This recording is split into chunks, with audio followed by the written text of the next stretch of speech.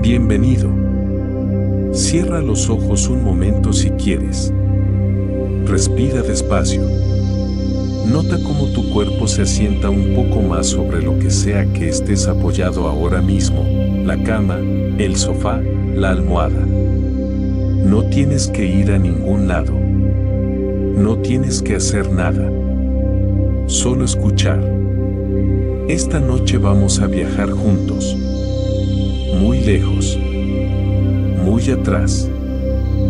Vamos a cruzar miles de años hasta llegar a un lugar donde el tiempo parecía moverse de otra manera, donde las estrellas no eran solo puntos de luz sino mensajes escritos en el cielo, donde los ríos decidían si la gente vivía o moría, y donde los humanos construyeron cosas tan grandes y tan perfectas que todavía hoy, mientras tú escuchas esto en la oscuridad o cerca de quedarte dormido, esas cosas siguen de pie. El Antiguo Egipto. Pon cómodo. Si quieres cerrar los ojos, puedes hacerlo ahora. Si quieres dejar que la voz te guíe mientras te vas durmiendo poco a poco, también está bien. No hay ninguna prisa aquí. Este viaje es tuyo. Vamos a recorrer 100 hechos, 100 pequeñas ventanas abiertas hacia una civilización que vivió durante más de 3000 años junto a las orillas de un río que nunca dejó de fluir. Pasaremos por sus templos y sus tumbas, por sus dioses y sus gatos, por sus perfumes y sus cervecerías, por sus estrellas y sus momias.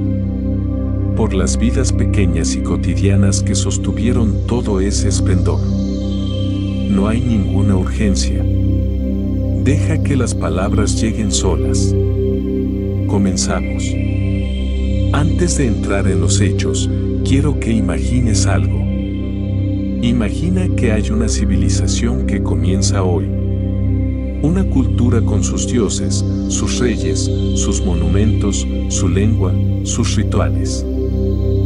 Ahora imagina que esa misma civilización, reconocible, continua, sin interrumpirse, sigue existiendo durante 3200 años.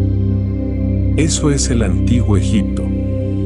Para que lo sientas con claridad, hay más tiempo entre el faraón Keops, que ordenó construir la Gran Pirámide, y Cleopatra, la última reina de Egipto, que el que nos separa a nosotros de la propia Cleopatra.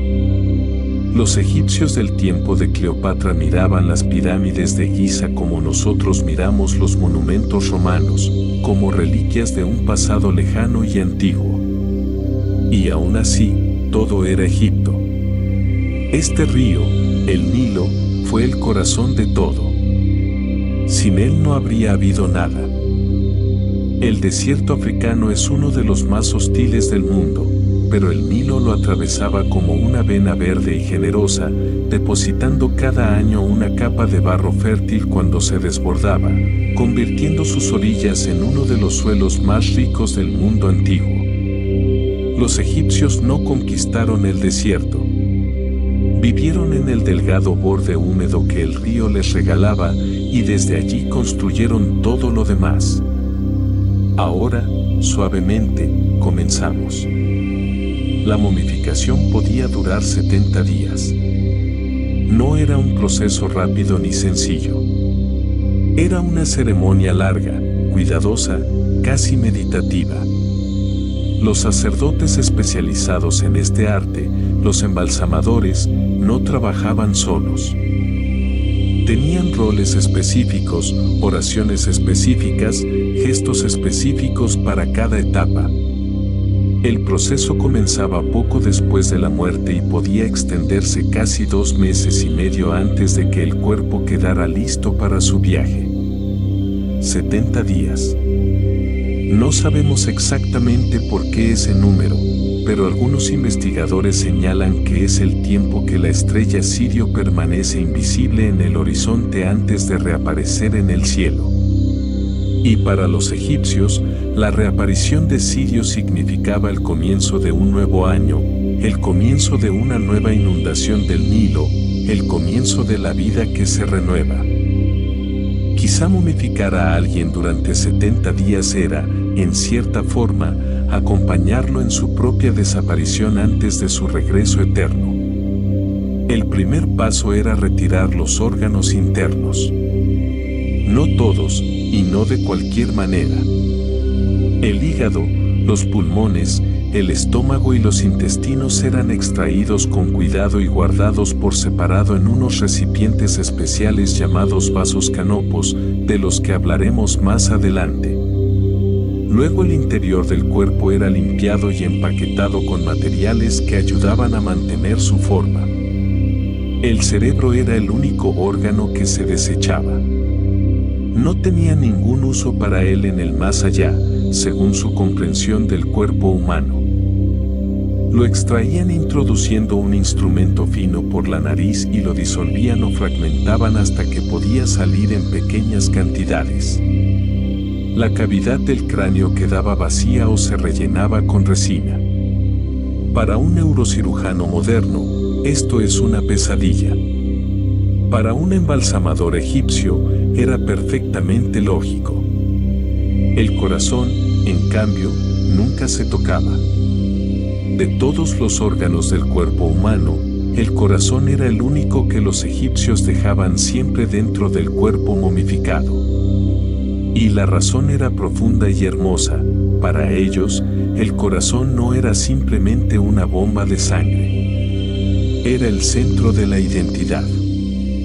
Era donde vivían los recuerdos, los pensamientos, las emociones, la moral. Era, en esencia, la persona misma.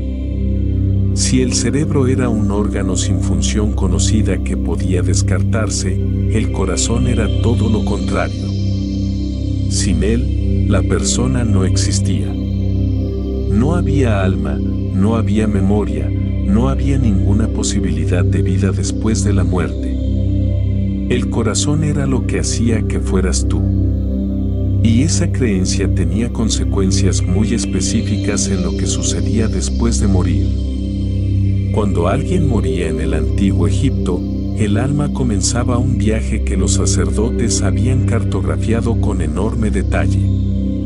Había que cruzar el inframundo, atravesar 12 regiones correspondientes a las horas de la noche, superar pruebas y puertas custodiadas por guardianes. Y al final de todo ese camino, llegabas al momento más importante de tu existencia entera. El juicio de Osiris.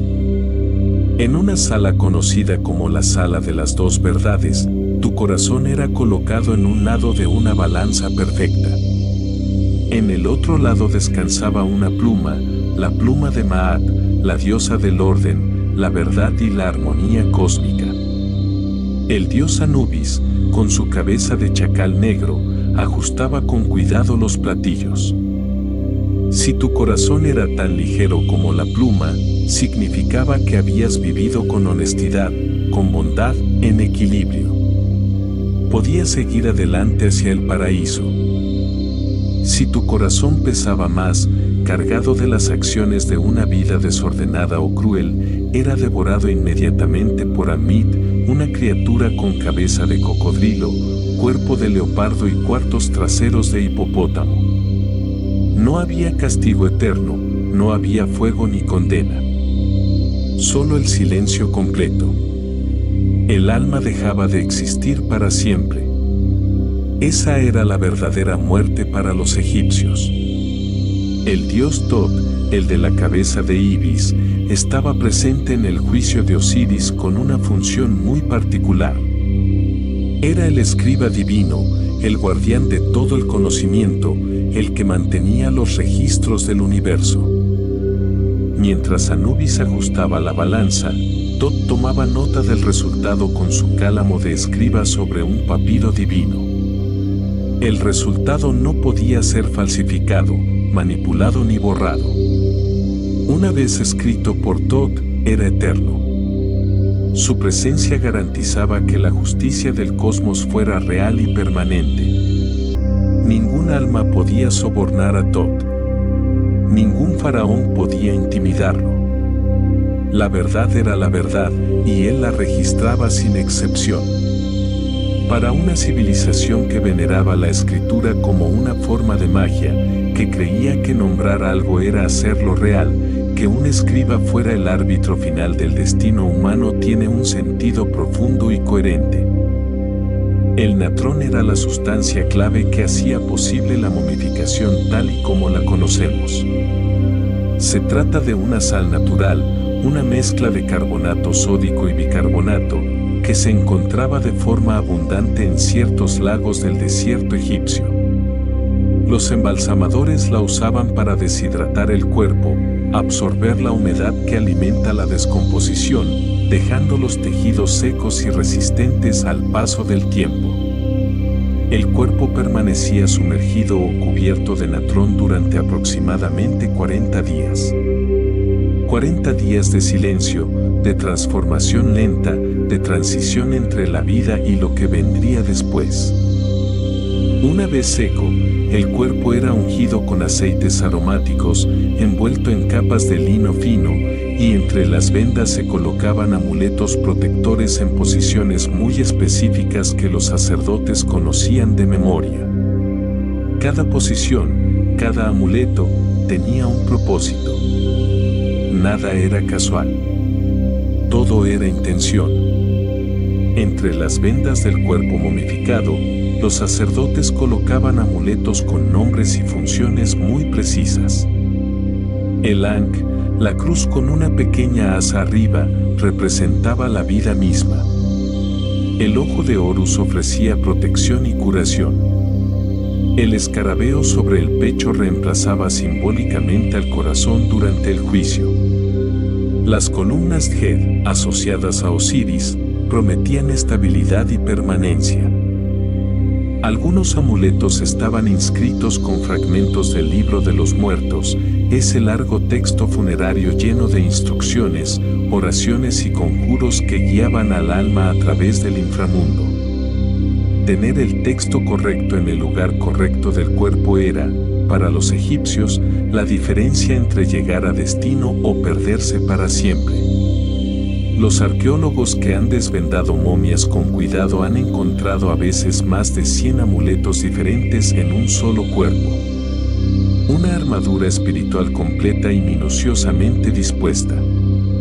Cuando los sacerdotes terminaban de envolver el cuerpo, realizaban una ceremonia conocida como la apertura de la boca. Era el último paso antes del entierro y quizá el más importante de todos. Con un instrumento ceremonial, el sacerdote tocaba suavemente los labios, los ojos, los oídos y la nariz de la momia, pronunciando palabras específicas mientras lo hacía. El propósito era devolver al cuerpo su capacidad de ver, oír, hablar, respirar, comer y moverse en el más allá. Sin esta ceremonia, el cuerpo momificado era simplemente un objeto. Con ella, se convertía en algo capaz de recibir las ofrendas que los vivos seguirían trayendo durante años y capaz de disfrutar la vida eterna que prometía el paraíso. Era, de alguna manera, el último acto de amor que los vivos podían ofrecer a los muertos. La primera pirámide de la historia no fue la de Giza. Fue construida siglos antes, en Saqqara, para un faraón llamado Djoser, y su arquitecto fue un hombre cuya fama sobrevivió miles de años después de su muerte, Imhotep. Antes de las pirámides, los reyes eran enterrados en estructuras planas llamadas mastabas, bloques rectangulares de piedra o adobe que cubrían la cámara funeraria subterránea. Imhotep, que era a la vez arquitecto, médico y sumo sacerdote, tuvo la idea de apilar varias mastabas de tamaño decreciente unas sobre otras, creando una estructura escalonada que se elevaba hacia el cielo. La pirámide escalonada de Saqqara tiene unos 60 metros de altura y data de aproximadamente el año 2650 a.C. Todavía está de pie. Todavía puede visitarse. Y sigue siendo extraordinaria, no solo como monumento, sino como idea. Fue la primera vez que los humanos pensaron en construir algo vertical, algo que apuntara hacia arriba como una declaración dirigida a los dioses. Imhotep fue tan venerado que siglos después de su muerte fue deificado. Los griegos lo equipararon a su propio dios de la medicina, Asclepio. Las pirámides de Giza que conocemos hoy, esas masas de piedra gris y marrón expuesta, no son las pirámides que vieron los antiguos. Cuando fueron construidas, hace 4500 años, estaban recubiertas de arriba a abajo con bloques de piedra caliza pulida de color blanco casi perfecto. Bajo el sol del desierto, esa superficie brillaba como si fuera un espejo gigante. Se podían ver desde kilómetros de distancia, centelleando en el horizonte. Los textos antiguos las describen como montañas de luz, como estrellas caídas en la arena. La mayor parte de ese revestimiento exterior fue retirado durante la Edad Media para construir mezquitas y edificios en el Cairo. Pero en la base de la Gran Pirámide todavía pueden verse algunos de esos bloques originales, algo más suaves, algo más blancos que el resto, como rastros de lo que fue. Imagina estar de pie junto al Nilo hace 4000 años, mirando hacia el occidente al mediodía, y ver 3 montañas perfectas de luz blanca ardiendo en el horizonte. La Gran Pirámide de Keops está alineada con el norte geográfico con una precisión que todavía hoy resulta difícil de explicar. El margen de error es inferior a 1/20 parte de un grado. Eso es una precisión mayor que la de muchos edificios construidos con instrumentos modernos. Los antiguos egipcios no tenían brújulas. No tenían GPS. No tenían teodolitos láser. Pero sí tenían una habilidad extraordinaria para observar el cielo. La teoría más aceptada sugiere que los ingenieros del faraón usaban el movimiento de las estrellas circumpolares para establecer el norte con precisión. Observaban el arco que una estrella trazaba alrededor del polo celeste, marcaban el punto exacto de su salida y de su puesta, y bisectaban ese ángulo para encontrar el norte verdadero. Es una técnica elegante, paciente, que requiere noches de observación y una metodología impecable. Y funcionó. 4000 años de terremotos, tormentas de arena y el peso de 2,5 millones de bloques de piedra después, la pirámide sigue orientada casi perfectamente. El interior de la Gran Pirámide es más vacío de lo que parece desde fuera. Hay cámaras, corredores, pozos y galerías que atraviesan su masa de piedra. La cámara del rey, en el corazón de la pirámide, está revestida de granito rojo de Asuán. El sarcófago del faraón Keops, vacío desde hace siglos, todavía descansa allí, demasiado grande para haber pasado por ninguno de los corredores, lo que significa que fue colocado durante la construcción, antes de que los techos estuvieran cerrados. En 2017, una investigación usando una tecnología llamada MOGrafía, que detecta partículas subatómicas para crear imágenes de estructuras densas, identificó un espacio vacío por encima de la gran galería que no había sido documentado antes. Su propósito exacto sigue siendo desconocido. La Gran Pirámide sigue guardando secretos. Lleva 4500 años haciéndolo. La Gran Esfinge de Giza es el monumento en piedra más grande del mundo antiguo. Tallada directamente en la roca del Plateau de Giza, mide aproximadamente 73 metros de largo y 20 de alto. Su rostro, aunque erosionado, mira hacia el este, hacia el sol naciente, hacia el amanecer. Huellas de pigmento rojo han sido encontradas en su superficie, lo que sugiere que en algún momento estuvo pintada. Quizá tenía el rostro rojizo, el tocado en tonos azules o amarillos, los ojos delineados de negro. Bajo el sol del mediodía, esa figura policromada y colosal habría sido algo entre extraña y sobrenatural, mitad felino, mitad humano, completamente divino. El viento y la arena de 4000 años han borrado esos colores. Pero están ahí, trazas invisibles sobre la piedra, esperando que alguien con los instrumentos adecuados los encuentre. Los obeliscos que se alzan frente a los templos egipcios no eran simplemente decorativos. Eran rayos de sol petrificados. Cada obelisco representaba un rayo del dios Ra descendiendo desde el cielo y quedándose fijo en la tierra para siempre. Sus cimas estaban recubiertas de electro, una aleación natural de oro y plata que brillaba intensamente con la luz solar, siendo lo primero que iluminaba el amanecer y lo último que la oscuridad cubría al atardecer. Los lados de cada obelisco estaban cubiertos de inscripciones dedicando el monumento al dios y celebrando los logros del faraón que lo mandó erigir. Cargar estas piedras, algunas de cientos de toneladas, desde las canteras de Asuán hasta su destino final, era en sí mismo una hazaña que debía impresionar a los dioses tanto como a los humanos. Hoy, muchos de esos obeliscos están lejos de Egipto. Hay uno en el centro de Roma, uno en París, uno en Nueva York, uno en Londres. Todos ellos fueron trasladados durante la antigüedad o en los últimos 2 siglos. Pero su presencia en esas ciudades modernas sigue siendo, de alguna manera, una declaración silenciosa de la civilización que los creó. Los colosos de Memnón son 2 estatuas monumentales de piedra que se alzan en la orilla occidental del Nilo, frente a Luxor. Representan al faraón Amenhotep III sentado, con sus manos sobre sus rodillas, mirando hacia el este. Cada estatua mide más de 18 metros de altura. En la antigüedad, los viajeros griegos y romanos peregrinaban hasta Tebas específicamente para escuchar algo extraordinario.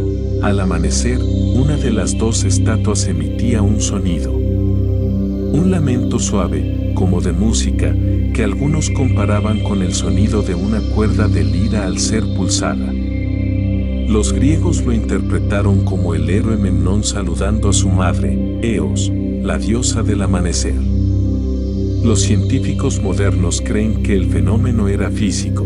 El cambio brusco de temperatura entre la fría noche del desierto y el calor repentino del amanecer hacía vibrar las microfracturas en la piedra dañada por un terremoto, produciendo un sonido real. Cuando los romanos restauraron las estatuas en el siglo III de nuestra era, las reparaciones taparon las grietas y el canto desapareció para siempre. El templo de Abu Simbel, mandado construir por Ramsés II en el sur de Egipto, contiene uno de los logros de astronomía arquitectónica más impresionantes del mundo antiguo. 2 veces al año, en el aniversario de la coronación de Ramsés y en su cumpleaños, los rayos del sol al amanecer penetran por la entrada del templo, recorren 63 metros de corredor oscuro y alcanzan el santuario más interior, iluminando directamente 3 de las 4 estatuas sedentes de los dioses. La cuarta estatua, la de Ta, el dios de la oscuridad y del mundo subterráneo, permanece siempre en sombra. Esto no fue accidental. Fue calculado con una precisión que requería un conocimiento profundo de los movimientos del Sol a lo largo del año y una capacidad extraordinaria para traducir ese conocimiento en piedra y espacio. Cuando el gobierno egipcio tuvo que trasladar el templo entero en la década de 1960 para salvarlo de las aguas del lago Nasser, uno de los mayores desafíos fue asegurarse de que el nuevo emplazamiento mantuviera el mismo fenómeno astronómico. Y lo lograron. Los dioses egipcios no eran criaturas simples con funciones únicas. Eran entidades complejas, cambiantes, que podían fundirse con otros dioses, adquirir nuevas características y aparecer en formas diferentes según el contexto. Ra, el dios del sol, podía fusionarse con Amón para convertirse en Amón-Ra o con Horus para ser Ahura-Horni. Osiris absorbía las características de otros dioses funerarios locales a medida que su culto se extendía por todo Egipto. Esta fluidez no era inconsistencia. Era una forma de decir que lo divino es demasiado vasto para caber en una sola imagen, un solo nombre, una sola historia. El panteón egipcio llegó a incluir centenares de dioses. Algunos eran venerados en todo el país. Otros eran locales, protectores de una ciudad específica o de una actividad concreta. No había un conflicto entre ellos, no había una rivalidad religiosa que obligara a elegir. Los egipcios podían honrar a Bastet en el hogar, a Tot en la escuela de escribas, a Sobek junto al río y a Osiris en el más allá, y todo eso formaba parte de un mismo tejido coherente. Ra, el dios del sol, tenía su propia epopeya nocturna que era tan importante como su viaje diurno. Durante el día, Ra navegaba por el cielo en su barca solar, llevando la luz al mundo. Pero al atardecer, cuando el sol desaparecía en el horizonte, Ra descendía al inframundo y comenzaba una travesía diferente. Durante 12 horas, correspondientes a las 12 regiones del inframundo, Ra navegaba en la oscuridad. En algunos tramos, la barca tenía que ser arrastrada por dioses menores. En otros, Ra se transformaba en otras formas para protegerse. Y siempre, en algún punto de esa travesía nocturna, tenía que enfrentarse a Apophis, la serpiente gigante del caos, que intentaba detener la barca y sumir al mundo en la oscuridad eterna. Ra siempre ganaba. El sol siempre salía al amanecer. Pero la batalla se repetía cada noche, sin excepción, y nada garantizaba de manera definitiva que no pudiera perderse. Por eso los egipcios recitaban conjuros protectores al atardecer. Ayudaban a Ra en su viaje nocturno. Anubis, con su característica cabeza de chacal negro, era el guardián de las tumbas y el guía de las almas. La elección del chacal no fue arbitraria. Los chacales eran animales que merodeaban los cementerios del desierto, y en lugar de verlos como profanadores o amenazas, los egipcios decidieron convertirlos en guardianes. El animal que rondaba las tumbas se convirtió en el protector de las tumbas. Los sacerdotes que realizaban los rituales de momificación llevaban a veces máscaras de chacal para encarnar a Anubis durante las ceremonias. Era una forma de traer al dios al momento sagrado, de hacer que su presencia fuera real y eficaz.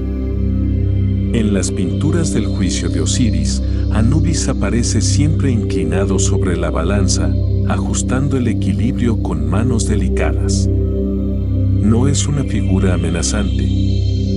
Es un juez sereno, imparcial, que garantiza que la justicia se cumpla sin favor ni crueldad. Nat era la diosa del cielo, y su cuerpo era literalmente el firmamento. Se la representaba como una mujer desnuda cuyo cuerpo arqueado abarcaba el horizonte de lado a lado, cubierta de estrellas, sosteniéndose sobre las puntas de los dedos de pies y manos como un puente viviente sobre la tierra. Cada noche, según la mitología, Nat tragaba al sol. Lo llevaba en su interior durante las horas de oscuridad y lo daba a luz de nuevo al amanecer. Era un parto eterno, cada día renovado, que los egipcios celebraban no con alarma sino con gratitud. El sol nacía porque Nat lo permitía.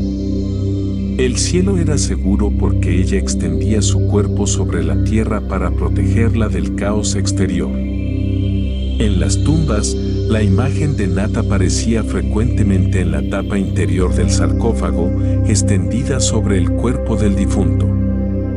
Era la última imagen que el alma veía al cerrar los ojos. Un abrazo cósmico que prometía que también ella sería llevada a través de la oscuridad y nacería de nuevo. Sekhmet era una diosa leonina, la hija violenta y poderosa del dios Ra. Su aliento creaba los vientos ardientes del desierto, y su ira podía desatar epidemias sobre los enemigos de Egipto. En uno de los mitos más conocidos de la religión egipcia, Sekhmet fue enviada por Ra a castigar a la humanidad, pero su furia fue tan grande que casi exterminó a toda la raza humana antes de que los dioses pudieran detenerla. La solución fue ingeniosa. Tiñeron miles de vasijas de cerveza con colorante rojo para que pareciera sangre. Sekhmet, hambrienta de destrucción, bebió toda la cerveza, se emborrachó profundamente y se olvidó de su misión. Pero Sekhmet tenía también otro rostro. Era diosa de la medicina, y sus sacerdotes eran curanderos y médicos de gran reputación. La misma fuerza que podía destruir también podía curar. Sus templos estaban llenos de estatuas de la diosa sentada, serena, como conteniendo esa energía poderosa en una forma más manejable. Sobek, el dios con cabeza de cocodrilo, gobernaba las aguas del Nilo. Era una divinidad de naturaleza dual, podía proteger a los pescadores y barqueros, garantizar la fertilidad del río y la abundancia de la inundación anual, pero también podía arrastrar a los descuidados a las profundidades. En Fayum, un oasis al suroeste de El Cairo, había uno de los principales centros de culto a Sobek. Los sacerdotes del templo mantenían cocodrilos vivos en recintos especiales, alimentados con carne y pescado, adornados con joyas de oro y piedras preciosas alrededor de sus cuellos y patas. Eran manifestaciones vivientes del dios, tratados con todo el respeto que correspondía a una deidad. Cuando uno de estos cocodrilos sagrados moría, era momificado con la misma meticulosidad que un ser humano y enterrado con ceremonias apropiadas. Los arqueólogos han encontrado necrópolis de cocodrilos momificados que contienen cientos de ejemplares, algunos de enorme tamaño. Maat no era solo una diosa. Era un principio fundamental del universo. Su nombre se traduce aproximadamente como verdad, justicia, armonía y orden cósmico. Representada como una mujer con una pluma de avestruz en la cabeza, o simplemente como esa pluma, Maat era la fuerza que mantenía el cosmos organizado, que hacía que el sol saliera cada mañana, que el Nilo creciera cada año, que las estaciones se sucedieran en el orden correcto. El faraón era el guardián de Maat en la tierra. Uno de sus deberes principales era preservar este equilibrio sagrado, asegurándose de que la justicia prevaleciera, de que los templos fueran mantenidos, de que las ofrendas a los dioses llegaran puntualmente. Cuando un faraón era representado haciendo una ofrenda a los dioses, a veces sostenía en sus manos una pequeña figura de Maat, como si estuviera ofreciendo el principio del orden cósmico de vuelta a quienes lo habían creado. Tot, el dios del conocimiento, la escritura y la sabiduría, tenía dos formas. A veces aparecía con cabeza de ibis, el pájaro de pico curvo que abundaba en las orillas del Nilo, y otras veces como un babuino sentado en postura meditativa. Ambas formas tenían sentido simbólico. El ibis con su pico curvado parecía la luna creciente, y Tot era también el dios de la luna. El babuino era un animal que parecía saludar al sol naciente con gestos que los egipcios interpretaban como reverencia. Se le atribuía la invención de la escritura, de las matemáticas, de la medicina y de la magia. Guardaba los registros divinos, mediaba en los conflictos entre los dioses y poseía el conocimiento de todas las cosas pasadas, presentes y futuras. Para los escribas, Tot era el patrón absoluto. Antes de comenzar a escribir, un escriba podía verter unas gotas de tinta sobre el suelo como ofrenda al dios cuyo regalo estaban usando cada vez que trazaban un signo en el papiro. Los gatos eran animales sagrados en el antiguo Egipto, protegidos por ley y venerados en los hogares. Estaban asociados a la diosa Bastet, representada como una mujer con cabeza de gata o como una gata elegante. Bastet era la protectora del hogar, la familia y la fertilidad. También era una diosa guerrera, la protectora del faraón. Los gatos domésticos en Egipto tenían un estatus envidiable. Cuando uno moría, la familia guardaba un periodo de duelo, se afeitaba las cejas como señal de luto, y el animal podía ser momificado y enterrado en una necrópolis específica para felinos. Dañar a un gato era un crimen grave. El historiador griego Diodoro Sículo describió un incidente en el que un soldado romano mató accidentalmente a un gato en Egipto. La multitud lo linchó, ignorando las protestas diplomáticas de Roma. El faraón de turno no intervino. El ibis sagrado, el pájaro de largas patas y pico curvado que habitaba las orillas del Nilo, era tan venerado que millones de ellos fueron momificados como ofrendas al dios Tot. Los arqueólogos han encontrado catacumbas enteras llenas de momias de ibis, algunas con millones de ejemplares cuidadosamente envueltos y depositados en vasijas de cerámica. Este era un negocio organizado. Había criadores que producían ibis específicamente para la venta como ofrendas, vendedores en los templos que los comercializaban a los peregrinos, y embalsamadores especializados en animales que los preparaban para el entierro. Era una industria religiosa a gran escala. Algunos análisis modernos de estas momias han revelado que no siempre eran ibis puros, sino a veces aves de otras especies envueltas de forma similar, lo que sugiere que la demanda era tan alta que la oferta no siempre podía cubrirla honestamente. El toro Apis era considerado la encarnación viviente del dios Ta y más tarde de Osiris. No cualquier toro podía ser Apis.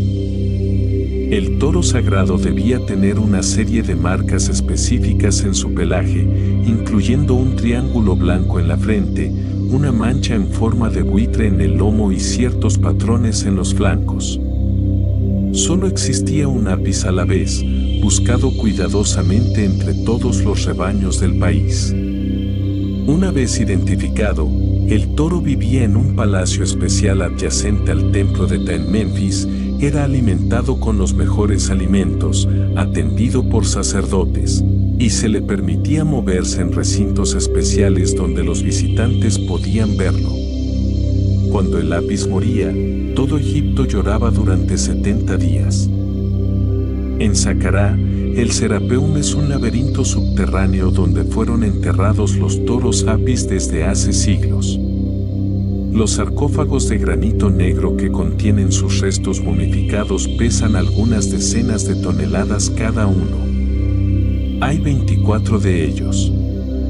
El escarabajo pelotero, ese pequeño coleóptero que rueda bolas de estiércol con sus patas traseras, era uno de los símbolos más importantes de toda la religión egipcia.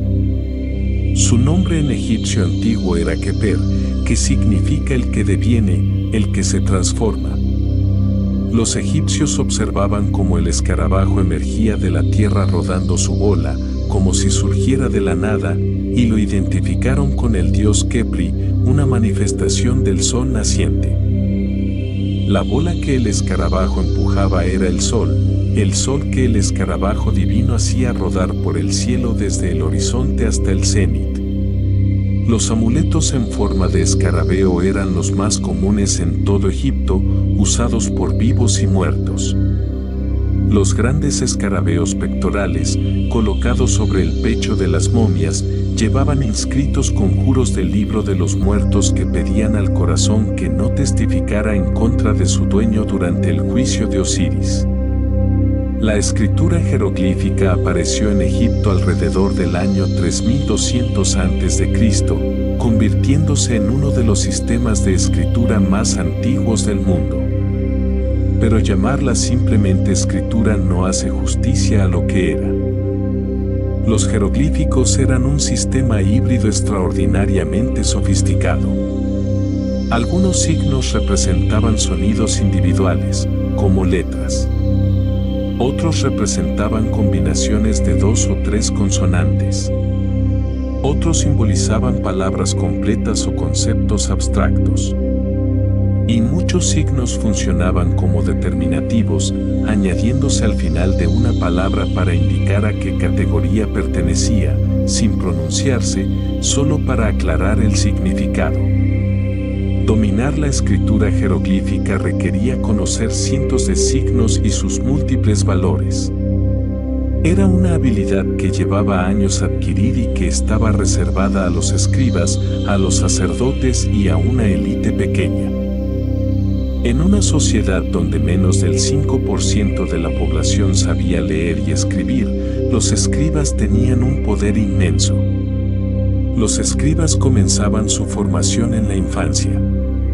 Las escuelas de escribas, llamadas casas de vida, eran centros de aprendizaje anexos a los templos donde los jóvenes candidatos copiaban textos, memorizaban formas, aprendían matemáticas y medicina además de escritura. La formación podía durar muchos años.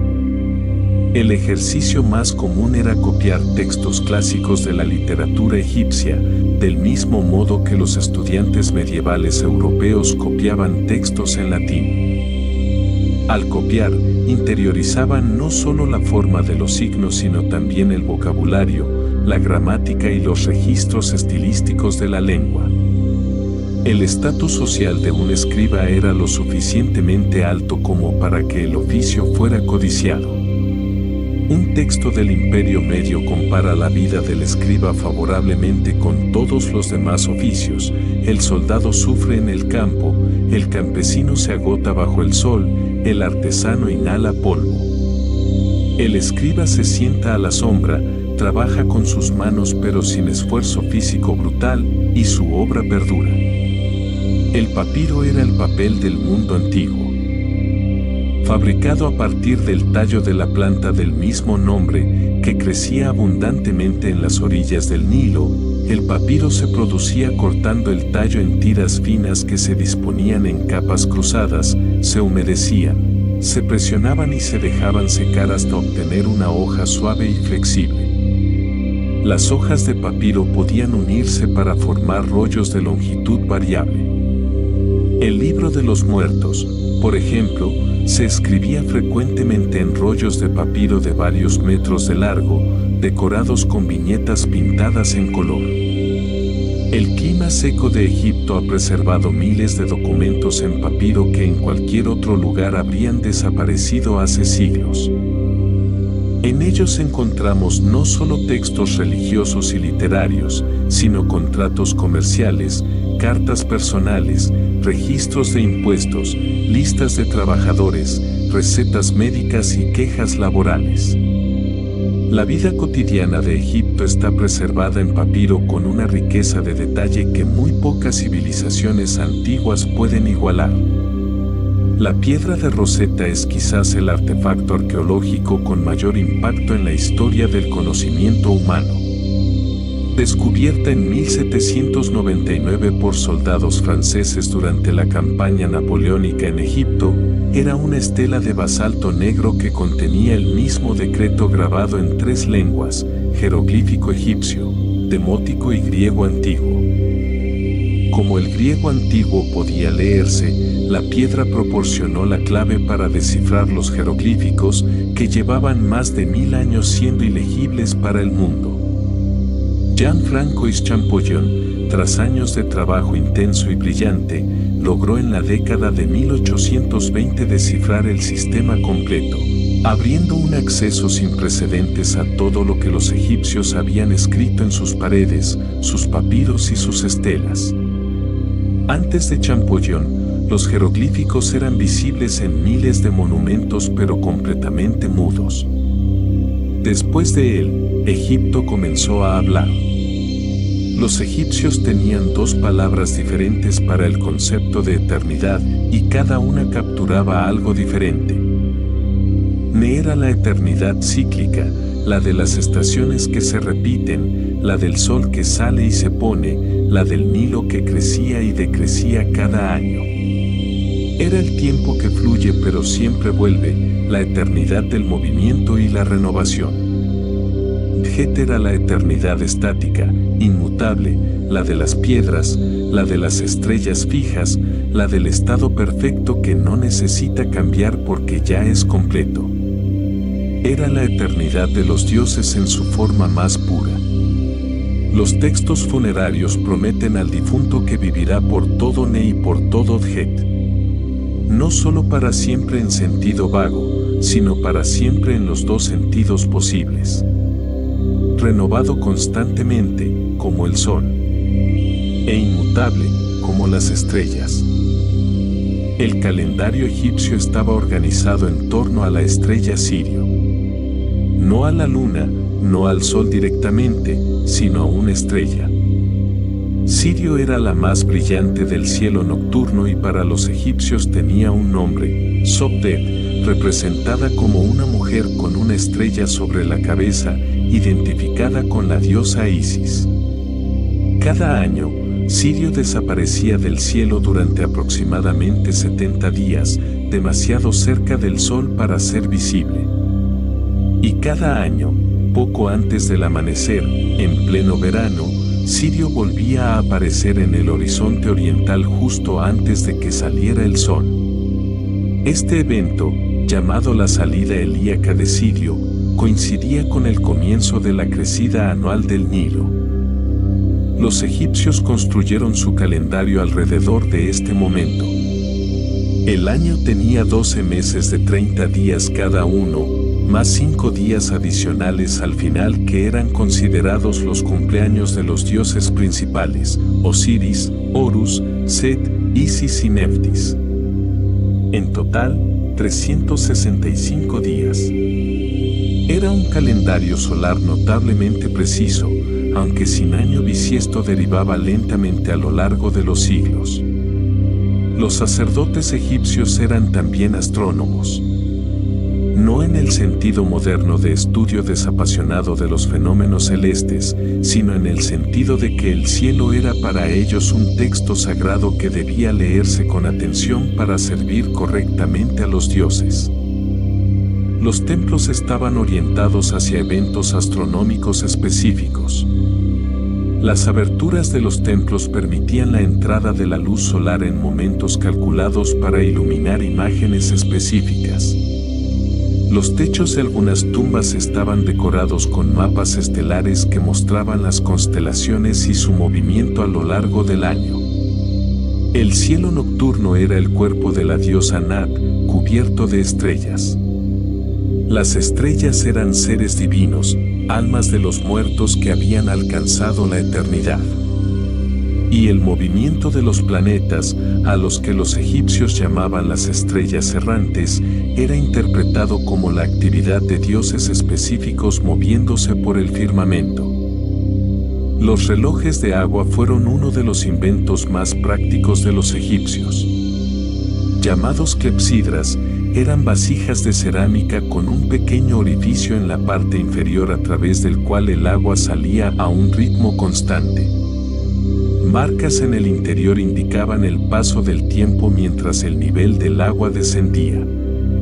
Los relojes de agua eran especialmente útiles por la noche, cuando los relojes de sol eran inservibles, y para medir intervalos de tiempo durante las ceremonias religiosas que debían ocurrir en momentos precisos.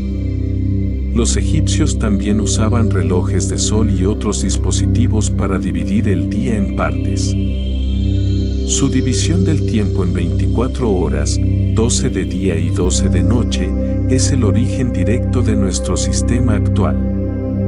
Los papiros médicos del antiguo Egipto son algunos de los documentos más fascinantes que han sobrevivido de cualquier civilización antigua. El papiro Arwen Smith, que data aproximadamente del año 1600 a.C., pero que probablemente copia textos mucho más antiguos, contiene 48 casos clínicos descritos con una metodología sorprendentemente sistemática: examinación, diagnóstico, pronóstico y tratamiento. Lo notable es que estos casos no contienen ni un solo conjuro ni una sola invocación mágica. Son razonamiento médico puro, observación directa de síntomas físicos y conclusiones basadas en la experiencia. El papiro Ebers, en cambio, mezcla medicina práctica con magia, como era lo habitual. Para los egipcios, la distinción entre tratamiento físico y protección espiritual no era tan clara como para nosotros. Curar el cuerpo y proteger el alma eran partes del mismo proceso. Los egipcios practicaban cirugía. No con la sofisticación moderna, naturalmente, pero con una competencia real y basada en la experiencia. Las heridas de guerra eran suturadas.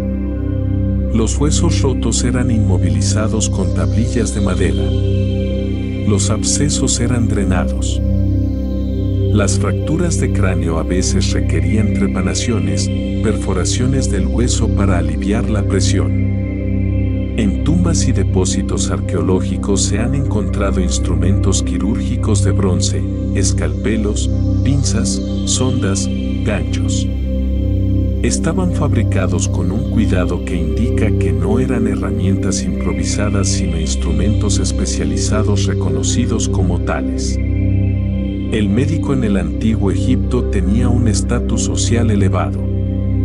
Imhotep, el arquitecto de la primera pirámide, era también médico, y su reputación en esa faceta fue tan duradera que siglos después de su muerte fue deificado como dios de la medicina.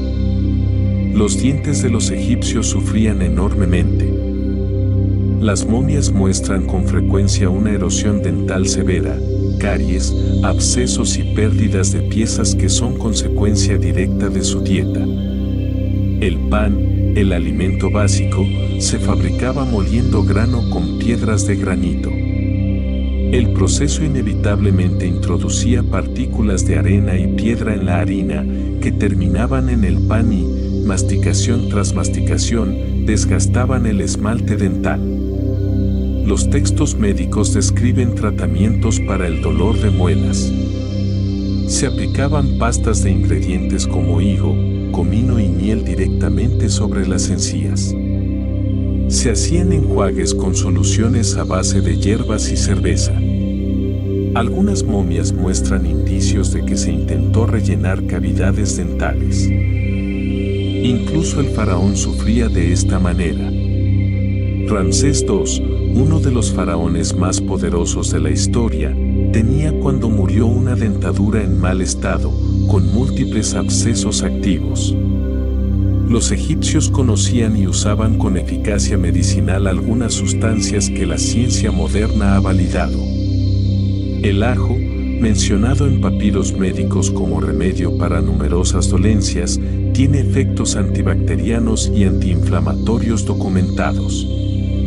La miel, usada para cubrir heridas, tiene propiedades antisépticas reales. El aceite de ricino se empleaba como laxante suave, que es exactamente para lo que se sigue usando hoy.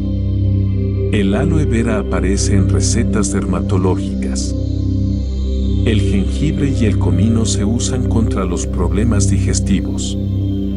El incienso tiene propiedades que inhiben el crecimiento bacteriano.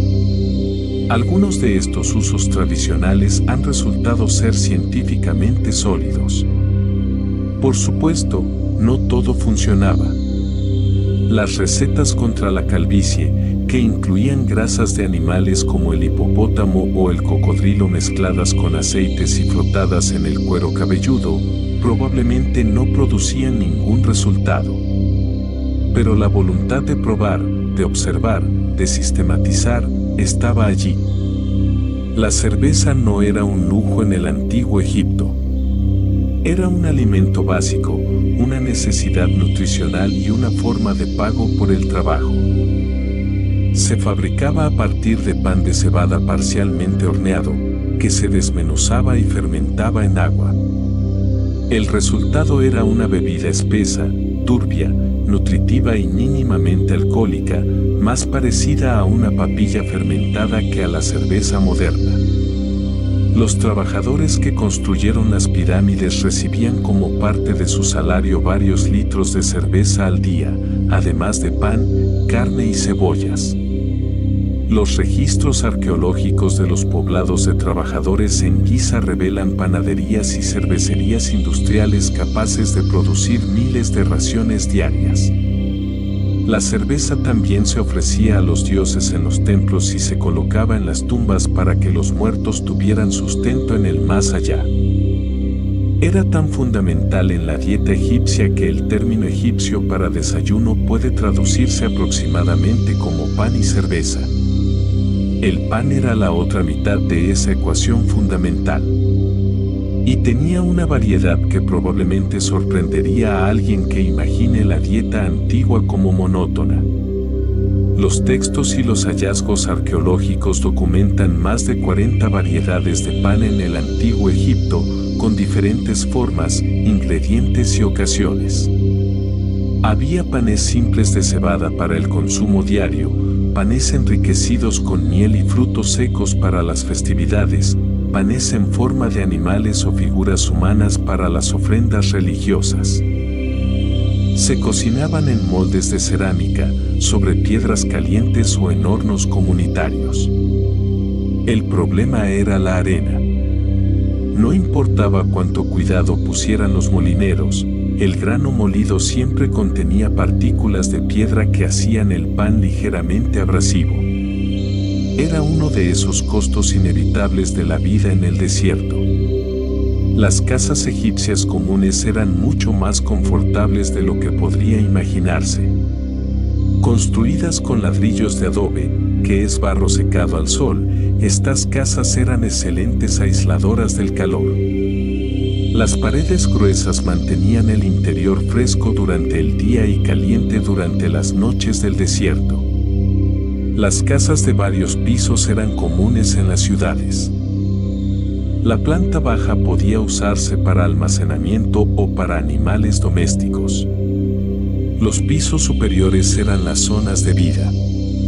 Y las azoteas, frescas por las noches, servían frecuentemente como dormitorios en verano.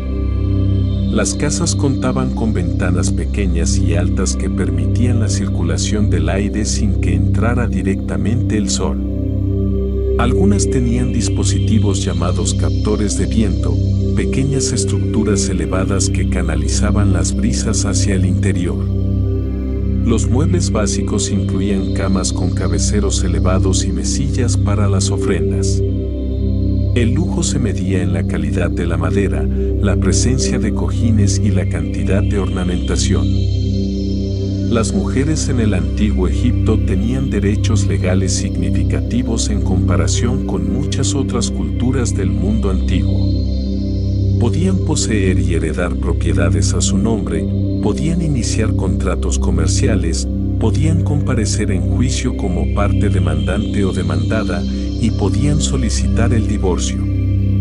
El divorcio existía y no era extraordinariamente raro. Había causas reconocidas por ambas partes, y tras un divorcio, la mujer recuperaba su dote y tenía derecho a una parte de los bienes adquiridos durante el matrimonio. Las mujeres podían dirigir negocios, administrar propiedades, actuar como guardianes legales de sus hijos. En la cúspide de la sociedad, las reinas y las sacerdotisas ejercían poderes reales. Hatshepsut gobernó Egipto durante más de 2 décadas y mandó construir algunos de los monumentos más bellos del país.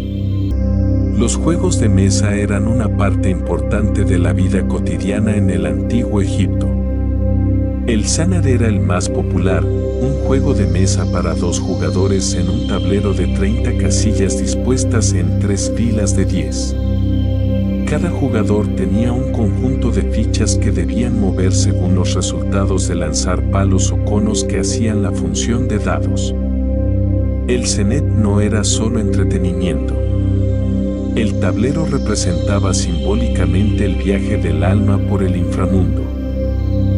Ganar era llegar a la última casilla y salir victorioso, lo que se interpretaba como alcanzar el paraíso. Las pinturas funerarias a veces muestran al difunto jugando al Senet contra un adversario invisible, que podría ser el destino o el tiempo mismo. Se han encontrado tableros de Senet en tumbas de todas las épocas, desde el predinástico hasta el periodo romano. Tutankamón tenía 4 en su tumba. La música era una parte integral de la vida cotidiana y religiosa en el antiguo Egipto. Los instrumentos incluían arpas de distintos tamaños, flautas de caña, laudes, liras, trompetas, castañuelas y una amplia variedad de percusión. Las pinturas funerarias y los relieves de templos muestran conjuntos musicales tocando en banquetes, ceremonias religiosas, procesiones y rituales funerarios. Algunos músicos, especialmente las cantantes y tocadoras de sistro en los templos, tenían estatus religioso y eran consideradas servidoras directas de los dioses. Se creía que la música tenía poderes reales. Ciertos cantos podían atraer el favor divino, proteger contra los espíritus malignos o guiar el alma del difunto hacia el más allá. El sistro, un tipo de sonajero metálico, era especialmente asociado a la diosa Hathor y se usaba en sus ceremonias para atraer su presencia benévola. Los perfumes y los aceites aromáticos eran omnipresentes en la vida egipcia, desde los más humildes hasta los más poderosos. El clima seco y caluroso hacía que la gente transpirara y que la piel se resecara. Los aceites perfumados, aplicados directamente sobre la piel, actuaban como hidratantes y como desodorantes, además de tener un significado estético y social. Los ingredientes más básicos eran aceites vegetales mezclados con hierbas locales. Los más refinados incluían mirra, incienso, casia, canela, cedro y esencias importadas de lugares lejanos. Los perfumeros conocían técnicas de maceración, destilación y mezcla que producían fragancias complejas. En las tumbas se depositaban perfumes y ungüentos aromáticos con la misma normalidad que el pan o la cerveza. La idea era que el difunto debía llegar al paraíso oliendo bien, con todos los atributos de una vida digna. El col, la pintura oscura de ojos tan característica del arte egipcio, era usado tanto por hombres como por mujeres de todas las clases sociales. No era puramente cosmético. Tenía funciones prácticas y simbólicas simultáneas. Prácticamente, el col reducía el resplandor del sol desértico. El color oscuro alrededor de los ojos funciona de manera similar a la pintura negra que los atletas modernos se aplican bajo los ojos para reducir el deslumbramiento.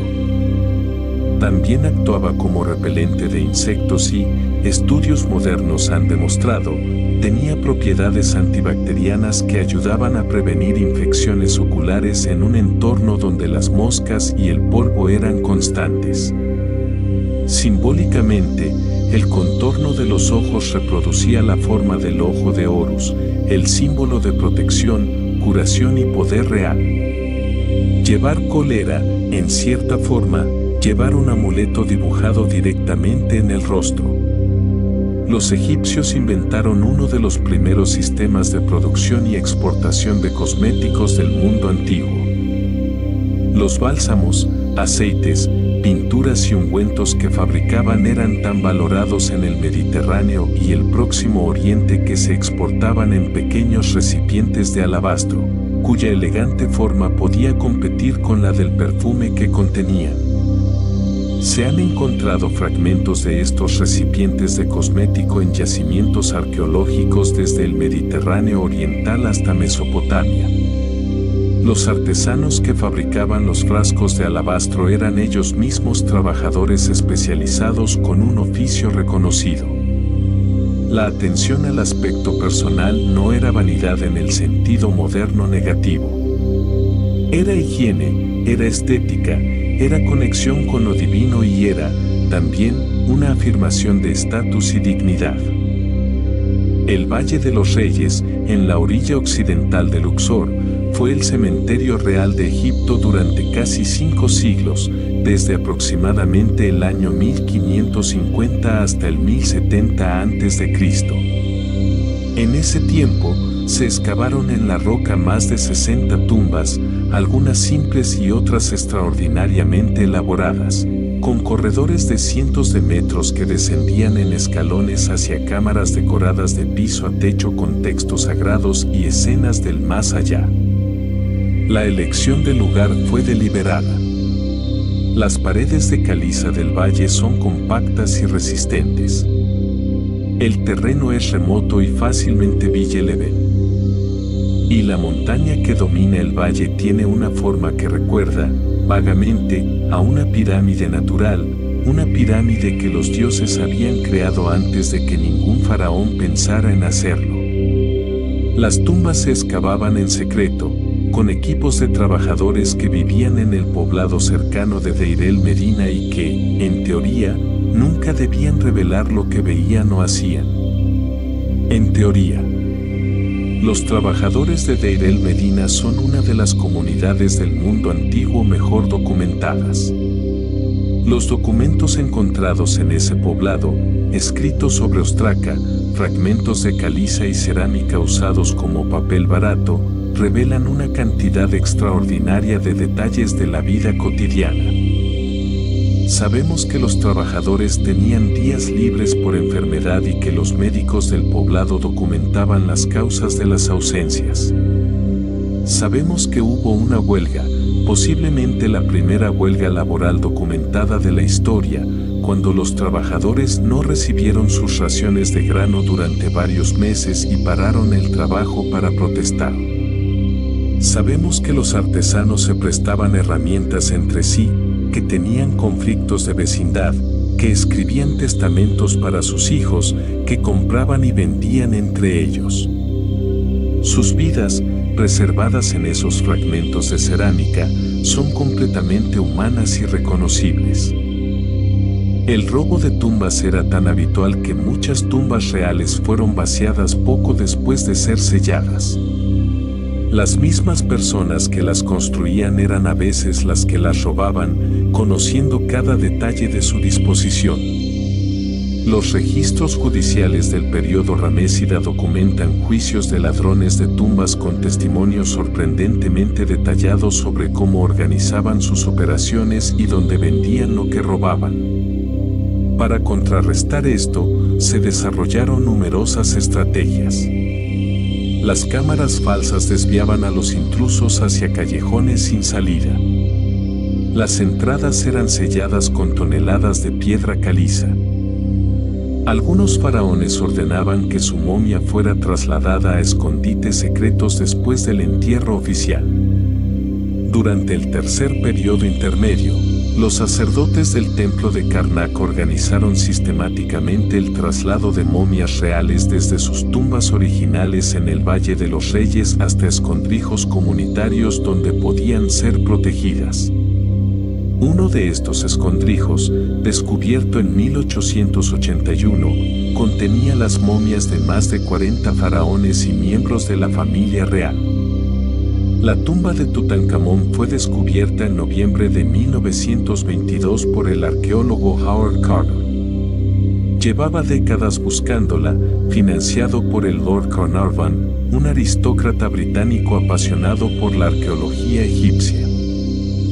Cuando Carter hizo un pequeño agujero en la pared que cerraba la antecámara y acercó una vela para ver lo que había dentro, le preguntaron si podía ver algo. Su respuesta fue, sí. Cosas maravillosas.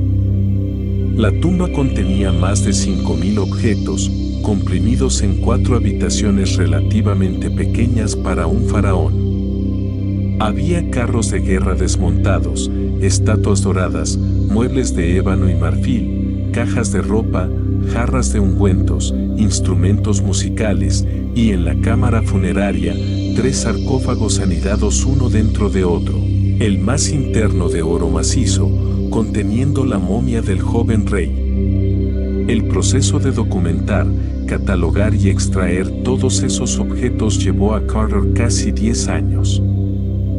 La máscara funeraria de Tutankamón pesa más de 10 kilos y está fabricada de oro macizo con incrustaciones de lapislázuli, cuarzo, cornalina y vidrio de colores. Representa el rostro idealizado del joven faraón con rasgos serenos, los ojos delineados, el tocado nemes con sus franjas a rayas doradas y azules. La parte posterior de la máscara está cubierta con un conjuro del libro de los muertos que protegía al rey en su viaje póstumo. Cada elemento de la máscara, cada material, cada color, tenía un significado simbólico preciso. El oro representaba la carne de los dioses, que era dorada e incorruptible. El lapislázuli representaba el cielo nocturno y la divinidad. Cuando fue creada, esta máscara fue el último objeto en cubrir el rostro del rey antes de que la cámara funeraria fuera sellada. Permaneció así durante más de 3.300 años. La maldición de la tumba de Tutankamón es uno de los mitos modernos más duraderos sobre el antiguo Egipto. La historia nació de los titulares de los periódicos que siguieron la apertura de la tumba en 1922, exagerados aún más cuando Lord Carnarvon murió de una infección pocos meses después. En realidad, Howard Carter, el descubridor principal, vivió 16 años más después de la apertura y murió a los 64 años de causas naturales. La mayoría de las personas presentes en la apertura vivieron vidas de duración normal. Los estudios estadísticos de la mortalidad de los miembros de la expedición no muestran ninguna anomalía. Lo que sí existían eran advertencias en algunas tumbas, inscritas en las paredes, que amenazaban con consecuencias divinas a quienes profanaran el lugar del descanso. Pero la tumba de Tutankamón en particular no contenía ninguna inscripción de ese tipo. El mito persiste porque es una buena historia, y las buenas historias a veces se resisten al desmentido. El faraón no era simplemente un rey. Era, en la teología egipcia, una entidad sobrenatural, a la vez humano y divino. En vida era la manifestación en la tierra del dios Horus, el halcón celestial que representaba el kingship.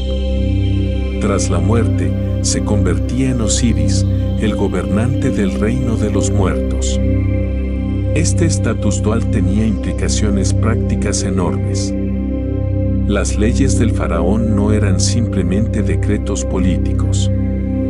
Eran expresiones de la voluntad divina. Sus victorias militares no eran logros humanos sino pruebas de que los dioses favorecían a Egipto. Sus fracasos, cuando ocurrían, debían ser explicados o minimizados cuidadosamente. Las estatuas del faraón, incluso las pequeñas, se consideraban portadoras de energía espiritual. Destruir la imagen de un faraón era un acto de una gravedad enorme, no solo política sino cósmica. Los faraones tenían 5 nombres oficiales, cada uno representando un aspecto diferente de su identidad real y divina. El más importante, y el que normalmente aparece en los cartuchos, era el prenomen y el nomen, el nombre de coronación y el nombre de nacimiento. El cartucho era el óvalo alargado, como una cuerda anudada en la parte inferior, que rodeaba el nombre real para protegerlo. La forma simbolizaba la cuerda que rodeaba todo lo que el sol iluminaba, es decir, el mundo entero. El nombre dentro del cartucho estaba por tanto bajo protección divina, encerrado en el ciclo eterno del sol. Borrar un cartucho de un monumento era borrar a esa persona del mundo. Algunos faraones lo hicieron sistemáticamente, reemplazando los nombres de sus predecesores con los propios. Ramsés II fue especialmente prolífico en esta práctica, añadiendo su nombre a monumentos que no había mandado construir. Hatshepsut fue una de las faraones más extraordinarias de la historia egipcia. Técnicamente comenzó como regente de su hijastro Tutmosis III, que era demasiado joven para gobernar. Pero en algún momento, alrededor del año 1473 a.C., asumió los plenos títulos y prerrogativas del faraón, incluida la barba postiza ceremonial, y gobernó Egipto durante más de 2 décadas.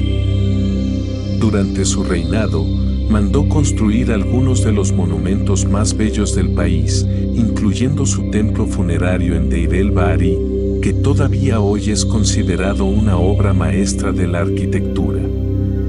Organizó una expedición comercial al mítico país de Punt que regresó cargada de incienso, madera de ébano, marfil y animales vivos. Egipto prosperó. Décadas después de su muerte, alguien, probablemente Tutmosis III o su sucesor, ordenó que la imagen y el nombre de Hatshepsut fueran borrados sistemáticamente de todos los monumentos. Durante siglos no supimos quién era, hasta que la arqueología moderna la devolvió al registro de la historia. Ramsés II, conocido como Ramsés el Grande, reinó durante 67 años, desde aproximadamente 1279 hasta 1213 a.C. Tenía unos 90 años cuando murió, algo excepcional para la época. En ese tiempo tuvo decenas de esposas y concubinas y dejó más de 100 hijos. Es probablemente el faraón cuyo nombre aparece en más monumentos egipcios, en parte porque construyó enormemente y en parte porque era muy dado a grabar su nombre en monumentos anteriores como si fueran suyos.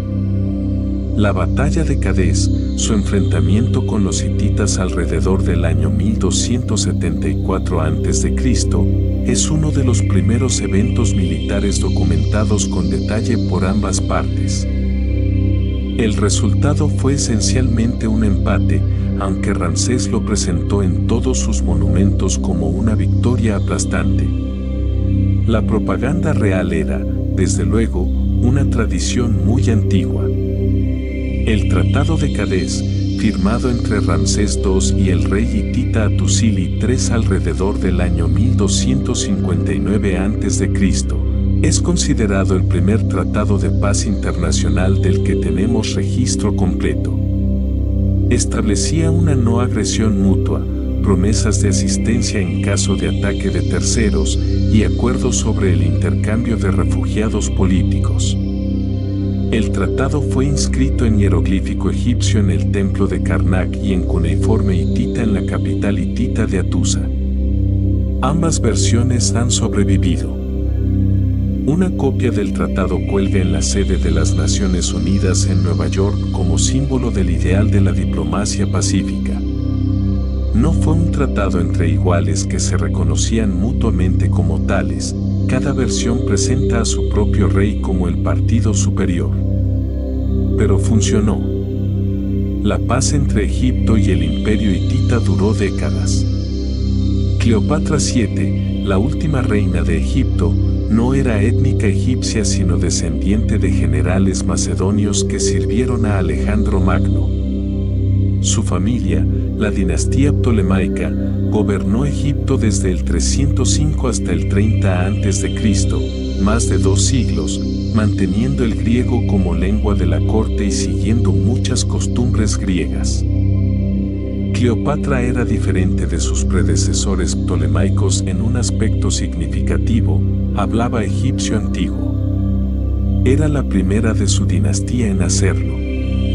También hablaba varios otros idiomas, incluyendo etíope, árabe, hebreo y persa, según las fuentes antiguas. Su estrategia de gobierno incluía presentarse ante los egipcios como la encarnación de la diosa Isis, abrazando la identidad religiosa de su reino con un compromiso que sus antecesores no habían demostrado. La barba postiza ceremonial que llevaban los faraones, incluidas las faraones femeninas como Hatshepsut, no era simplemente decorativa.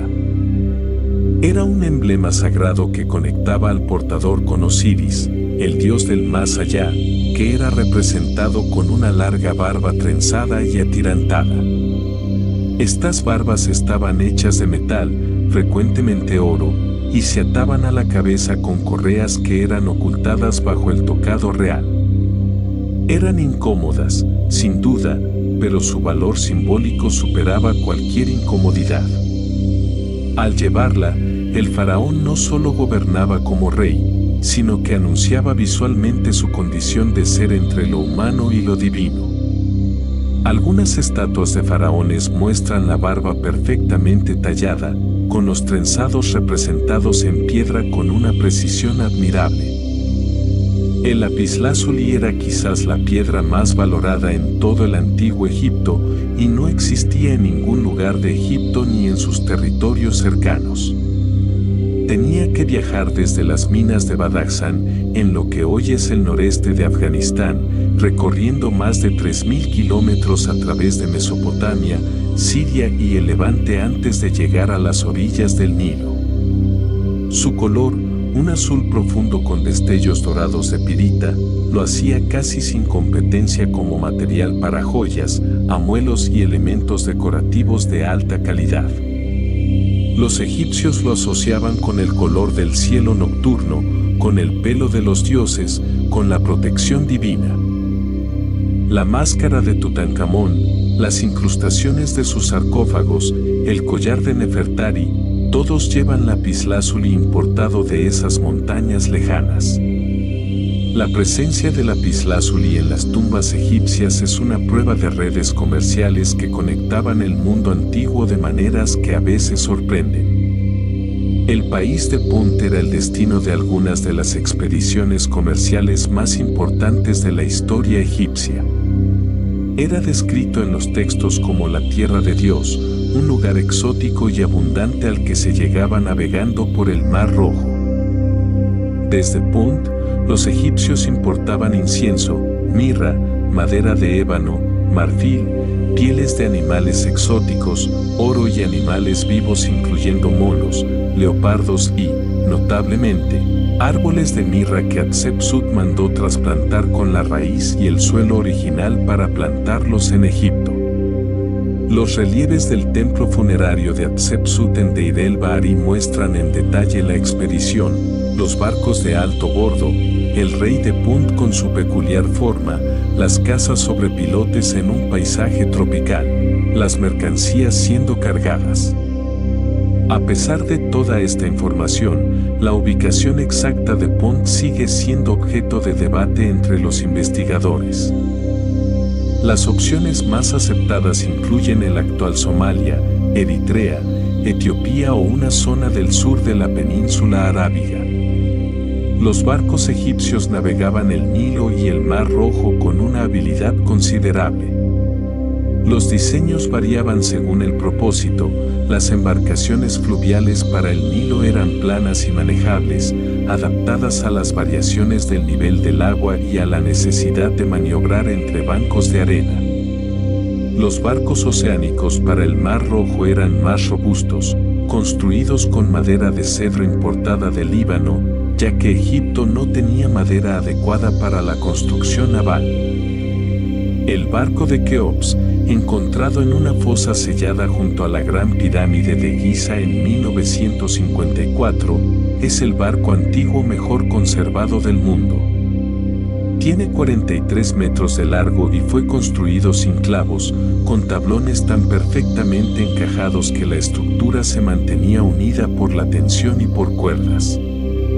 Fue desmontado para su transporte y almacenado en la fosa en 147 piezas, perfectamente ordenadas.